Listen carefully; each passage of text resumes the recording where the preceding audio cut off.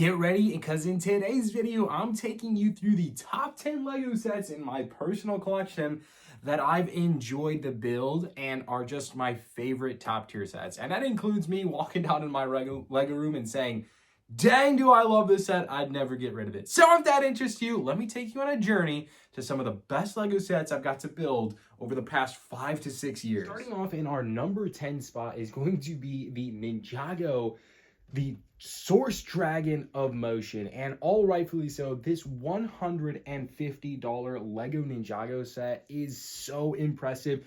It actually made it into one of my top 10 Lego sets built of all time. It is just incredible. The sheer size of it is amazing, and just the overall details I think is just immaculate. Let me show you a comparison to some of the other dragons that are currently on the market. So you can clearly see the size of this thing is impressive, and that's kind of my draw to it, versus a brick built version of the Dungeons and Dragons dragon here. And this thing, I mean, it is incredible. It's a nice little build, but like, look at the freaking size difference in these two models. And then here is another dragon from Ninjago that is just by far inferior when you compare it to this Source Dragon of Motion. Like, I mean, this thing doesn't even, I thought this set was like super flawed. It's just like, I don't know, the only way to like display his wings are like wide open. It's cool, I guess, if you hung them like on a string, like from the top of a Lego room, but this is like an ultimate display Lego dragon. And also, just to showcase, here are some of my other Ninjago dragons that just don't do it in comparison compared to that Source Dragon. I also don't remember exactly which minifigures came in that set, but I'm collecting every Ninjago minifigure, and I know that set came with a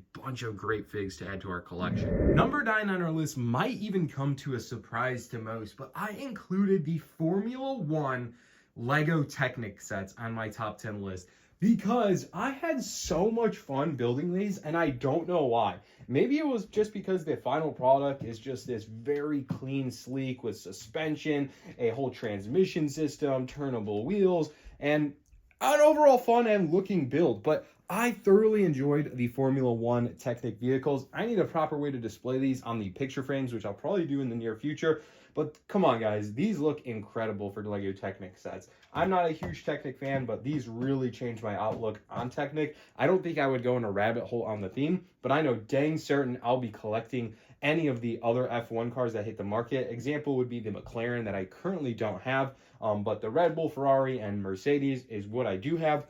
Ferrari being my absolute favorite. Scuderia Ferrari, that is who I support. So overall, pretty awesome builds. I think the cheapest one on the table right now is the AMG Mercedes. I think that one's $220, and then Ferrari and Red Bull are $230. Number 8 is gonna come from our Lego Star Wars shelf. And actually, it's kind of crazy to say this, but I feel like Lego Star Wars fans don't even like Lego Star Wars. They just like the minifigs and the value. I said what I said, but for me, as, you know, partially a Lego Star Wars fan, I think the Dark Millennium Falcon was the best Lego set of 2024.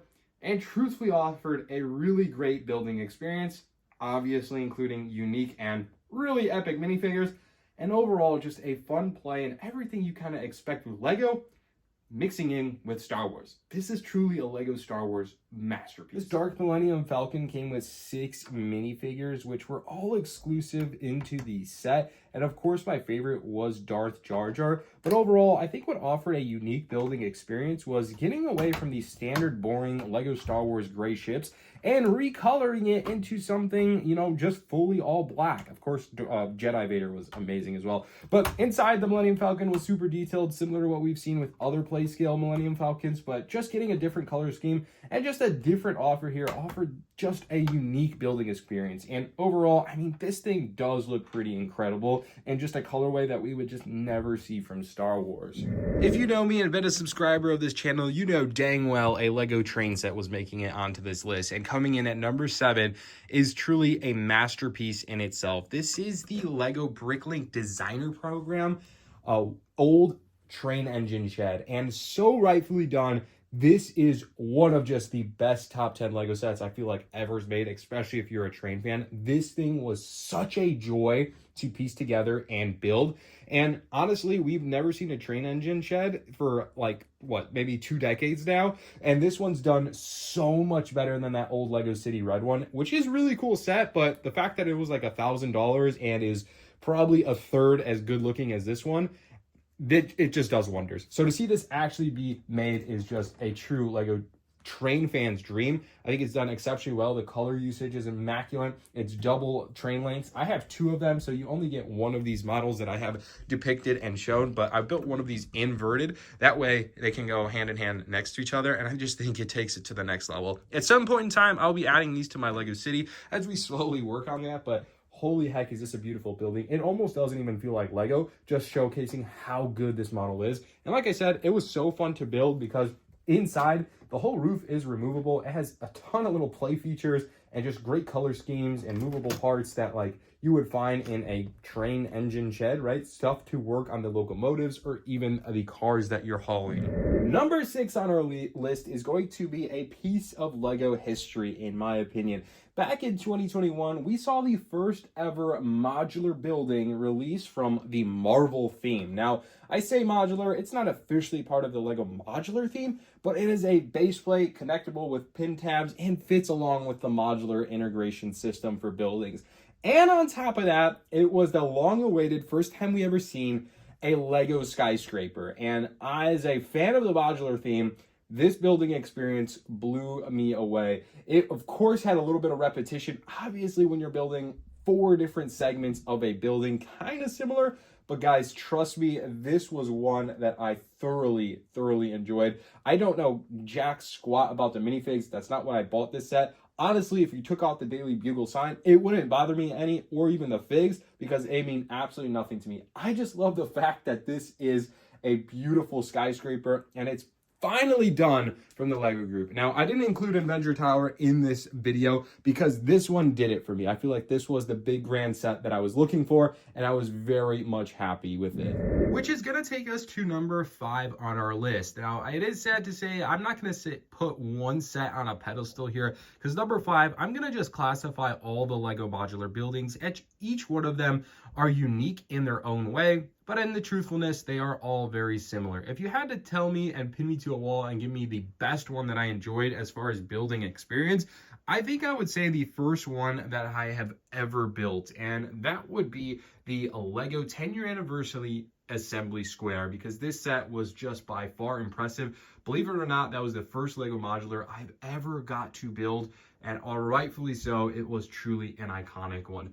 In modern day, I've built just about every single Lego modular except Market Street, Cafe Corner, and Green Grocer. But truthfully, as all of them go, they are all truly breathtaking in their own way. I even decided to do some recolorways of some existing ones, like the apartment building from the Pet Shop modular. Number 4 on our list, I'm gonna go ahead and take down from our shelves, and I've talked about this set in numerous videos, but I'm only going to include one section and portion of it because it's from the Nintendo Entertainment System, but specifically the TV part. This amazing brick-built TV features a crankable rod here that allows Super Mario to go through his course and actually just rotate. I mean, this is truthfully one of the coolest Lego sets I've ever built and probably will ever build today. It does not include this, but this is the Bluetooth Mario, and you can actually go ahead and take this little top piece off here. Yep. And you can actually hear the Super Mario Bros. Theme song, and check that out.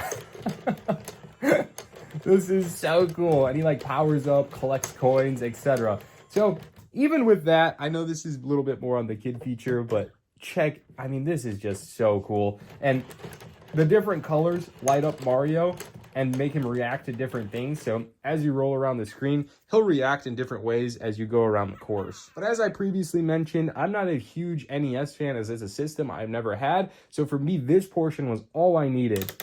Even the crank knob over here is pretty cool. So anyways, the TV from the Nintendo Entertainment System is a top tier build, and sad to see that one retire at the end of 2024. Number 3 on our list, I'm literally wearing the shirt just for today's video. It does make it in my top 3 Lego sets that I've just thoroughly enjoyed and built. Now, this one is a custom Lego set, meaning it just has a different set of instruction that Lego themselves did not design.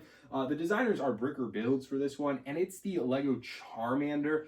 I mean, this set is just amazing. It is going back to the basic bricks. So you use a lot of like 2x4 bricks to construct this just beautiful exact replica of Charmander. Like, for an example, he's 2 feet tall, and you know, on the playing card, Charmander himself is 2 feet tall. So to recreate this in Lego form is just amazing. When you walk into my Lego room, I feel like your eyes definitely wander to this. It's bright orange, it's vibrant, it looks exactly like Charmander, his eyes look great. It's truly just one of the best Lego sets I've built in my entire days building Lego. And it just came from building with the simple pieces of just normal like 2x4, 2x3, 2x2 bricks. And I think that's what offered such a unique building experience and just something I enjoyed. Now, I know Breaker Builds offers some other models like the Squirtle or the Bulbasaur. No, yeah, Squirtle and Bulbasaur. At some point, I would like to get them, but if you're looking for Charmander, definitely use the code STEDCity. I think that should hopefully help you get a nice little discount on some of those expensive models. Coming in at number 2 is probably, again, not a shocker. If anything, you're probably shocked it didn't make it as number 1, as I'm a huge Lego train fan. But number 2 is going to be the Santa Fe Super Chief Locomotive, along with all the cars to go along with it. Now, I will say I'm so ecstatic to have completed this amazing Lego train in my collection. I went ahead and got also a second locomotive, which is the one of 10,000 models here. That the only difference is one, it was the first 10,000 ever made, but it has a Lego printed tile here on the front of the locomotive, as well as a numbered printed in the front. So my copy is A9903.